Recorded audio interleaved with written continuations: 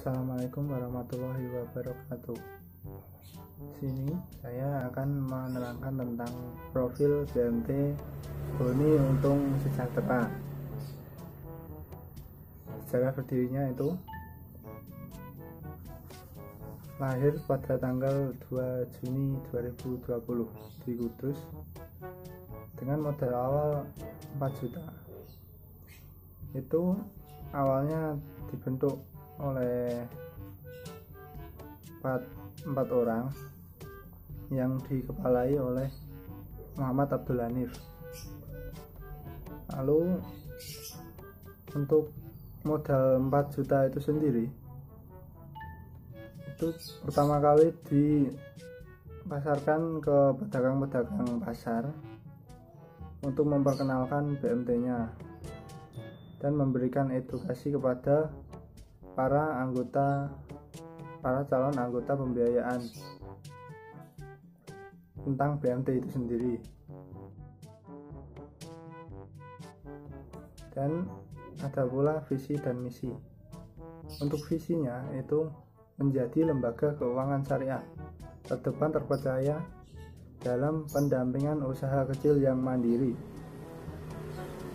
Lalu ada pula misinya ada 5, yaitu membangun lembaga jasa keuangan syariah yang mampu memberdayakan jaringan ekonomi syariah.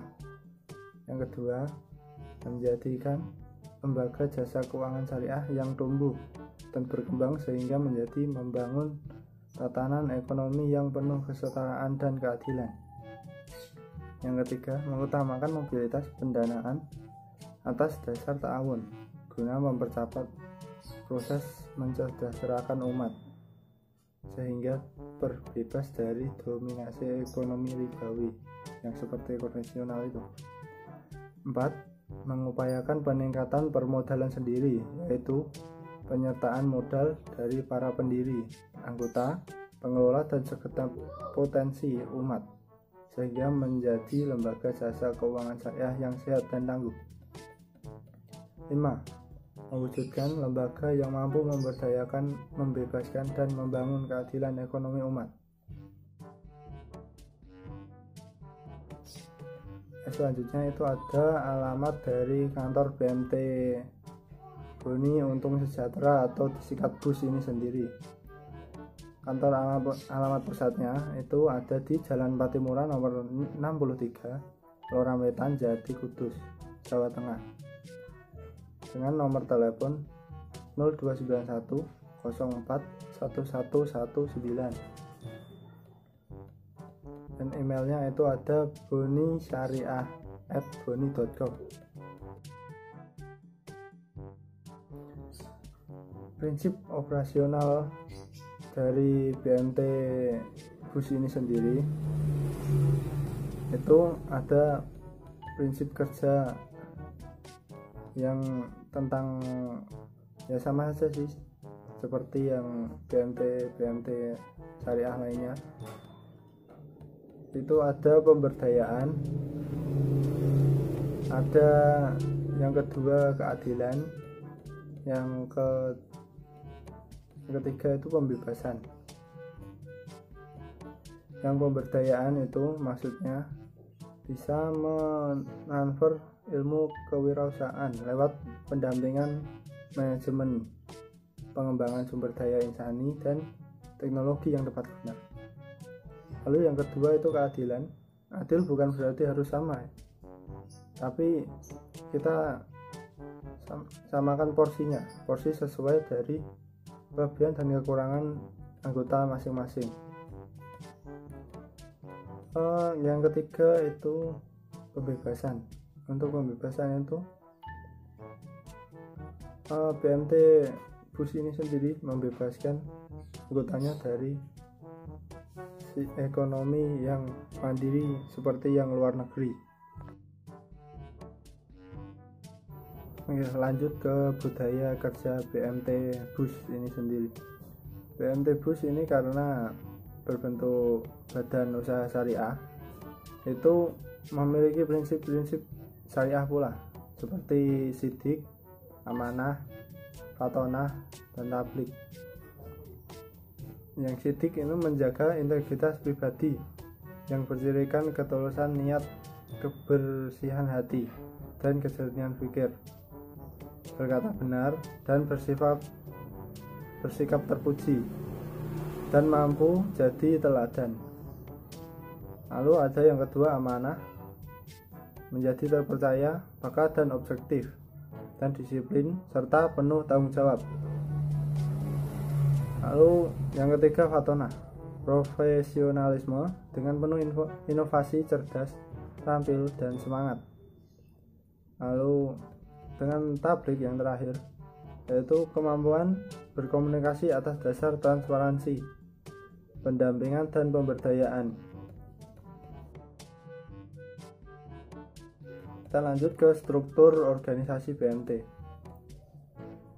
Struktur organisasi BMT itu bisa mempengaruhi jalannya BMT itu sendiri.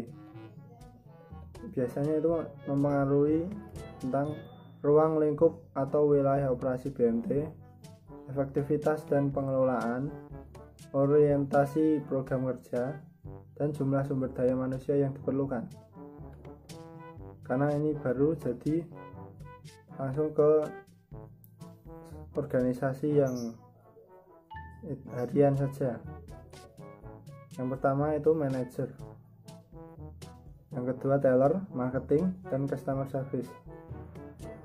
Untuk tugas manajer itu ada 5: melakukan pertanggungjawaban operasional dan finansial, 2. melakukan misi kantor secara keseluruhan, yang ketiga mengelola pelaksanaan sistem dan prosedur di kantor. Lalu selanjutnya yang keempat, merencanakan, mengembangkan, melaksanakan, serta mengelola layanan unggul pada nasabah. 5. Mempertanggungjawabkan pelaksanaan tugas pokok, fungsi, serta kegiatannya. Lalu yang kedua ada teller. Teller itu tugasnya adalah melayani nasabah dengan sepenuh hati untuk transaksi store dan penarikan tunai ataupun non tunai, serta transaksi lainnya sesuai aturan. Yang selanjutnya ada sales, atau yang kerennya biasanya disebut marketing. Itu yang pertama sudah pasti mencari nasabah untuk melakukan pinjaman usaha. Lalu yang kedua itu menawarkan dan mempromosikan produk-produk pembiayaan yang ada dalam BMT itu sendiri. Lalu ada customer service. Untuk customer service atau yang sering dipanggil CS, itu yang pertama tugasnya adalah melayani setiap keinginan nasabah. Lalu yang kedua, mencarikan jalan keluar terhadap masalah yang dialami nasabah.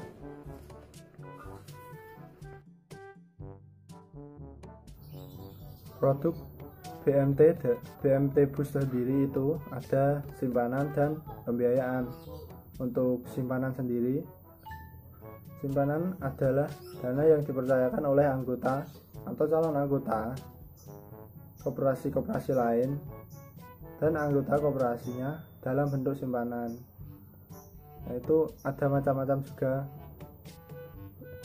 bentuk simpanan dari Boni Untung Sejahtera ini atau BUS. Yang pertama itu simpanan sukarela berjangka mudharabah. Itu simpanan yang penyetoran dan pengambilannya harus sesuai dengan kesepakatan di awal, tapi juga bisa mendapatkan nisbah bagi hasil menurut kesepakatan awal tadi. Lalu yang kedua itu ada simpanan sukarela mudharabah. Simpanan ini bisa disimpan oleh anggota berapapun nominalnya. Simpanan ini bisa diambil sewaktu-waktu dan mendapatkan nisbah juga setiap bulannya. Tapi bedanya seperti yang dari pertama tadi, kalau yang pertama itu jumlahnya juga disepakati di awal, tapi kalau yang kedua ini tidak perlu. Lalu yang ketiga ada simpanan sukarela wadiah yat amanah. Simpanan ini sifatnya hanya menitipkan dananya karena kepercayaan anggota pada lembaga, jadi hanya dititipkan saja. Lalu produknya yang lain ada pembiayaan. Pembiayaan ini adalah aktivitas menyalurkan dana yang terkumpul pada anggota untuk digunakan menjadi biaya usaha yang produktif. Adapun produk pembiayaan dari BMT BUS ini sendiri adalah mudharabah, itu modal kerja, di mana akad pembiayaan antara dua pihak sebagai sohibul mal atau penyedia dana dan anggota sebagai mudharib atau pengelola usaha. Atas kerjasama ini berlaku sistem bagi hasil dengan ketentuan nisbah seperti kesepakatan awal. Lalu untuk ijarah mutahiyah bitamlik atau yang sering dikenal itu IMBT, akad ini menjadikan suatu pembiayaan pengadaan barang. Untuk modelnya itu seperti kredit motor, cuman ini harganya sudah diketahui di awal, disepakati di awal berapa margin yang diperoleh atau lebihan yang diperoleh oleh BMT ini sendiri. Jadi seperti itu BMT BUS yang kita jalankan. Untuk kesalahan kata ataupun penyampaian, saya mohon maaf. Wassalamualaikum warahmatullahi wabarakatuh.